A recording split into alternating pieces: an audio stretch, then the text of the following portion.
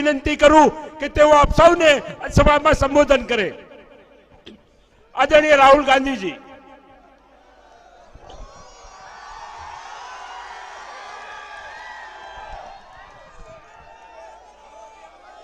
मुकुल वासनिक जी, शक्ति सिंह गोहिल जी, अमित चावड़ा जी,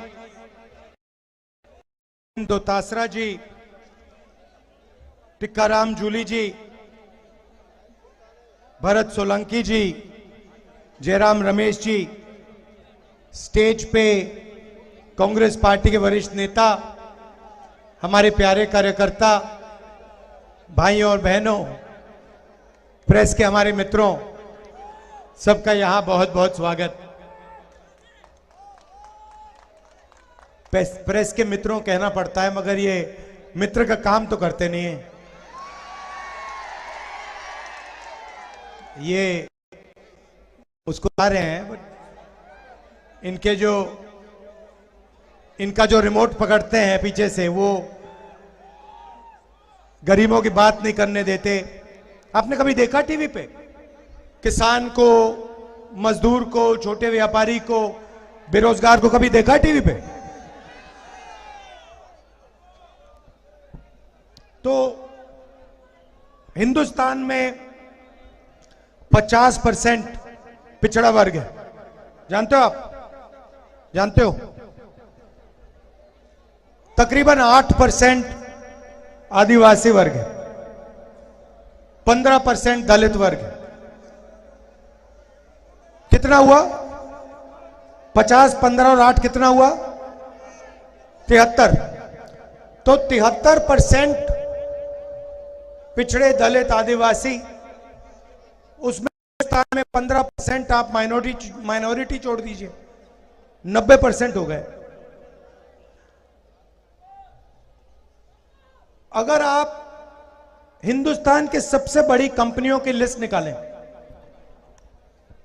उनके मालिकों के नाम निकालें, उसमें आपको 90% से एक आदमी नहीं मिलेगा,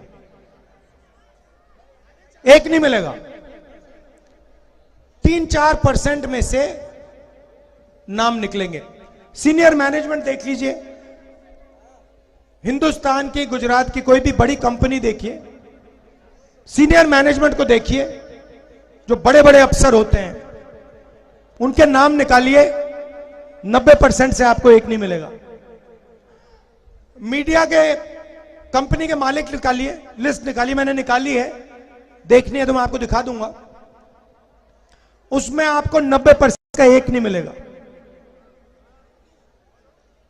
हिंदुस्तान के बजट को 90 लोग बांटते हैं। आईएएस अफसर हैं दिल्ली में, उनकी मैंने लिस्ट निकाली। मैंने कहा चलो देखते हैं हिंदुस्तान के बजट को कौन बांटता है। पिछड़ों की आबादी 50%, 90 अफसरों में से 3 पिछड़े वर्ग के, और छोटी छोटी मंत्रालयों में दलित 3, आदिवासी यहां पे बहुत है हमारे, आदिवासी 1 अफसर है 90 में से। आपकी आबादी 8%, अफसर 1 है। और अगर हिंदुस्तान की सरकार बजट में 100 रुपए खर्च करती है, तो दलित, पिछड़े, आदिवासी अफसर 73% 6 रुपए पर भागीदारी रखता है। 100 में से 6 रुपए आदिवासी, दलित, पिछड़े वर्ग के अफसर डिसाइड करते हैं, बाकी वही 3-4% डिसाइड करते हैं। आदिवासियों की आबादी 8% है। 100 रुपए अगर हिंदुस्तान की सरकार खर्च करता है, 10 पैसे आप लोगों के अफसर डिसाइड करते हैं। तो मैंने सवाल पूछा, भाई ये 73% है कहां? बड़ी बड़ी कंपनियों में नहीं है? प्राइवेट अस्पतालों की लिस्ट निकालो, मालिकों की लिस्ट निकालो, बड़े बड़े डॉक्टरों की लिस्ट निकालो,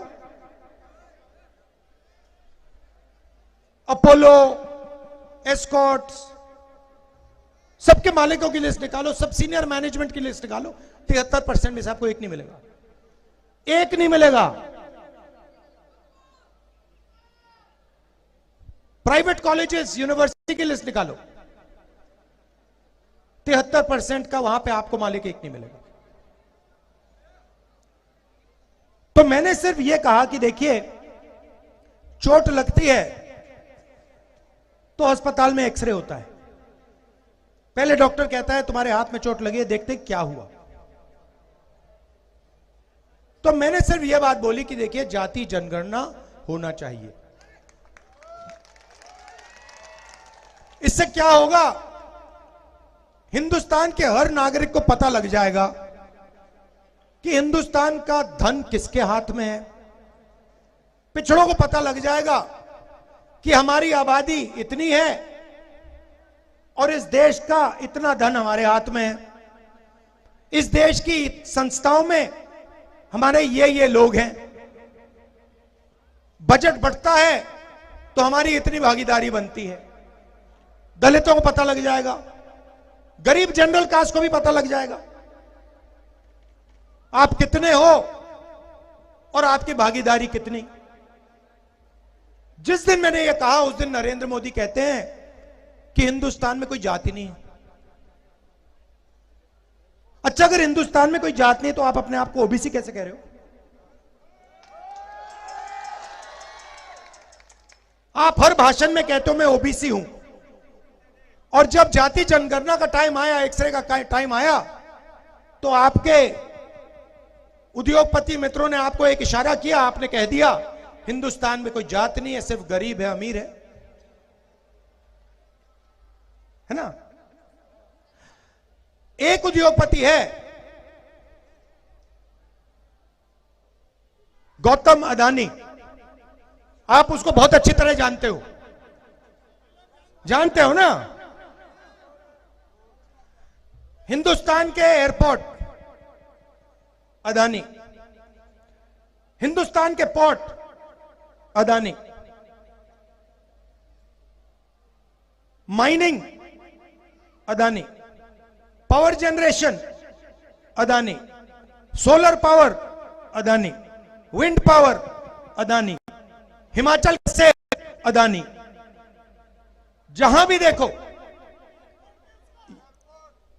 एयरपोर्ट भी, जहां भी देखो, ये देखो, ये भी, जहां भी देखो आपको एक ही व्यक्ति दिखाई देगा। रेलवे भी है भैया, अगर सब कुछ बोलना पड़े यहां पे मतलब 2-3 घंटे लग जाएंगे, तो मैंने मेन बातें बोली हैं। तो राजनीति कैसे हो रही है? 2-3% लोगों को देश का सारा धन पकड़ा जा रहा है। मैं 4000 किलोमीटर चला हूं कन्याकुमारी से कश्मीर, ठीक है। रास्ते पे हजारों युवा मुझे मिले। सबसे बड़ा मुद्दा हिंदुस्तान में बेरोजगारी है। इस देश में युवाओं को रोजगार मिल ही नहीं सकता, यह सच्चाई है। पहला मुद्दा बेरोजगारी, दूसरा मुद्दा महंगाई। इस देश में युवाओं को रोजगार मिल ही नहीं सकता, कुछ भी कर लो। क्यों? क्योंकि जीएसटी लागू की, नोटबंदी लागू की। भैया आपने शर्ट खरीदी, कितने की खरीदी? ये आपका नाम क्या है? 1200 की खरीदी। जीएसटी कितनी दी आपने? देखो आप जानते भी नहीं हो, आपके जेब में से पैसा उठा के ले गए, आपका बटुआ उठा के लेके भाग गए, आपको मालूम भी नहीं पड़ा, पता भी नहीं लगा। मैं बताता हूं, 18% कितने की खरीदी थी? 1200 की। अगर यही शर्ट गौतम अदानी खरीदता, ठीक है, 1200 की, वो कितना टैक्स देता? वही 18% देता, उतना ही देता जितना इन्होंने दी। इनकी आमदनी 20,000 रुपए, 50,000 रुपए, उनकी आमदनी लाखों करोड़ रुपए, यही उतना टैक्स दे रहा है जितना आपके जेब में से पैसा जा रहा है। 73% के जेब से पैसा निकल रहा है। देश की रक्षा का पैसा कहां से आता है? आपके जेब से आता है। शिक्षा का पैसा कहां से आता है? आपके जेब से आता है। स्वास्थ्य का कहां से आता है? आपका आता है। बीमा योजना का पैसा कहां से आता है? आपके जेब से आता है। जाता कहां है?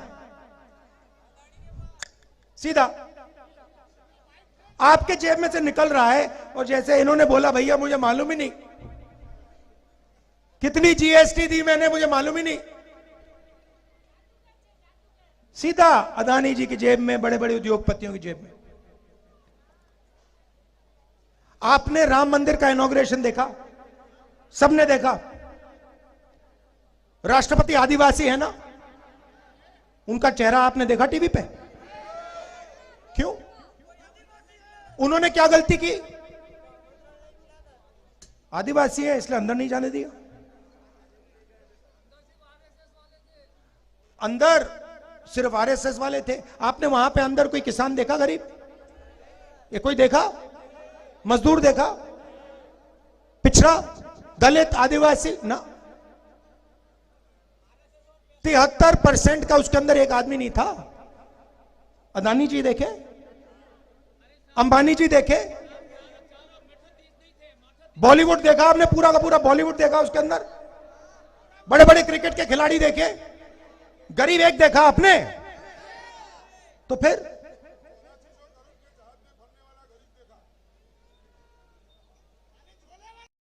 हाँ, तो ये हो रही है राजनीति। इसीलिए हमने भारत जोड़ो न्याय यात्रा शुरू की है। इसीलिए हम 4000 किलोमीटर चले। आप कहोगे भाई 4000 किलोमीटर चलने की क्या जरूरत, ये हमारी बात ही नहीं रखते। कुछ भी कर लो मीडिया वाले, जो देश के मुद्दे हैं कभी रखते ही नहीं है। बस भैया साहब, अगर भैया देखो, अच्छा मीडिया है किसका? मोदी जी का नहीं है, बड़े बड़े उद्योगपतियों का है। आप जानते हो नरेंद्र मोदी जी ने हिंदुस्तान के 100 सबसे बड़े उद्योगपतियों का कितना कर्जा माफ किया? 16 लाख करोड़। 16 लाख करोड़। अगर भैया कांग्रेस पार्टी 50 उद्योगपतियों का 16 लाख करोड़ रुपया माफ कर देती तो 24 घंटे आपको कांग्रेस पार्टी मीडिया पे दिखती। हमारी राजनीति किसान की है, मजदूर की है, गरीबों की है। 1 मिनट नहीं दिखते हम लोग। नरेंद्र मोदी जी की राजनीति अरबपतियों की मदद करने की है। 24 घंटा दिखेंगे, उनका है वो टीवी, आपका थोड़ी है। पहले रास्ते थे, 73% के रास्ते थे। कौन से रास्ते थे? पब्लिक सेक्टर था, BHEL, HAL, ये संस्थाएं थी। किसी को दिल में देशभक्ति थी तो कहते थे भैया आप जाके सेना में जाइए, एयरफोर्स में जाइए, नेवी में जाइए। वो भी रास्ते रोक दिए। पब्लिक सेक्टर को एक के बाद एक प्राइवेटाइज कर रहे हैं। और अग्निवीर योजना तो आपने बहुत अच्छी तरह समझ ली है, देख लिया है। 2 तरीके के शहीद हैं अब,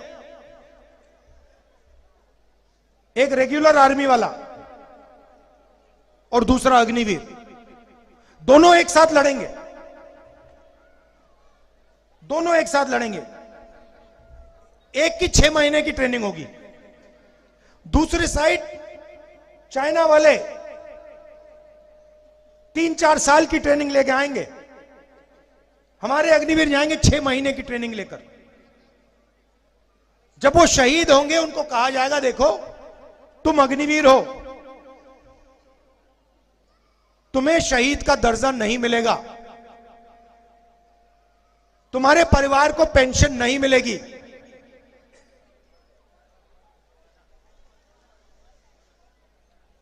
वो ठीक से लड़ेगा क्या? सवाल नहीं उठता। उसको मालूम है कि अगर मुझे कुछ हो गया तो सेना मेरी परिवार की रक्षा नहीं करेगी। और उसके साथ जो लड़ेगा, जो अग्निवीर नहीं है, वो कहेगा